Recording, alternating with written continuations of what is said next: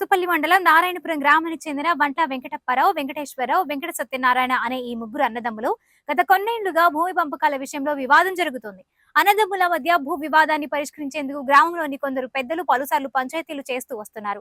అయినా ముగ్గురు అన్నదమ్ములు ఎవరూ తగ్గే పరిస్థితి లేకుండా పోయింది.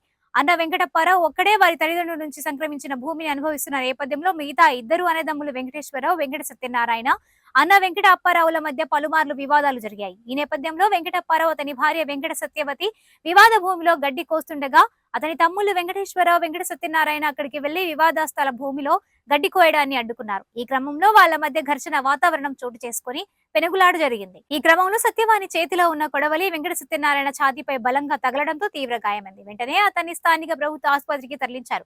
పరిస్థితి విషమించడంతో ఖమ్మం ఆసుపత్రికి తరలించారు. ఈ ఘటనపై పోలీస్ స్టేషన్ లో ఇరు వర్గాలు ఫిర్యాదు చేసుకున్నారు. పోలీసులు కేసు నమోదు చేసి దర్యాప్తు చేస్తున్నారు.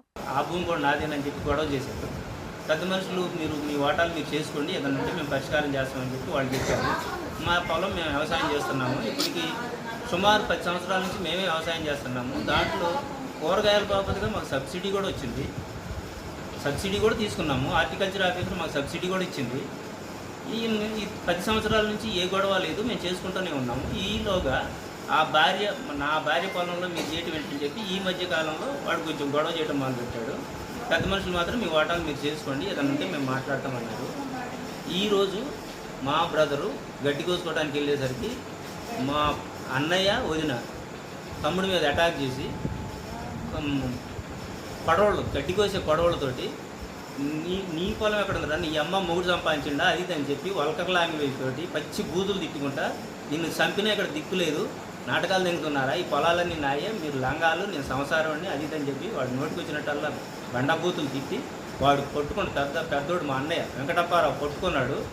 మా వదిన వెంకట సత్యవాణి కొడవలతో నరికింది. నీకు దండం పెడతానని చెప్పి బయటలాడినా కూడా వదలలేదు. పక్కన ఉన్న కుర్రోళ్ళు పనిచేసుకునే కుర్రోళ్ళు వచ్చి గబగబా వచ్చి వాళ్ళు లాగుతున్నా కూడా వాళ్ళని కూడా లెక్క చేయకుండా వాళ్ళలో ఒక అబ్బాయి చేయి పట్టుకొని కూడా కొరికింది. వాళ్ళని కూడా ఇంజూరీ చేసినా వాళ్ళు ఎట్టో గట్ట వీళ్ళు నిడిపించారు. ఆ రకంగా బయటపడిపోయాడు. లేదంటే ఈరోజు మా తమ్ముడు ఉండేవాడు కాదు. జరిగింది ఇదండి. మేము ఉదయం హాస్పిటల్లో జాయిన్ చేశాము. సిఐ గారికి కంప్లైంట్ చేశాము. ఎఫ్ఐఆర్ బుక్ చేశారు. ఇప్పుడు మావాడికి సీరియస్ ఇంజురీ ఒకటి ఉంది. దాన్ని బయట స్కాన్ రాశారు.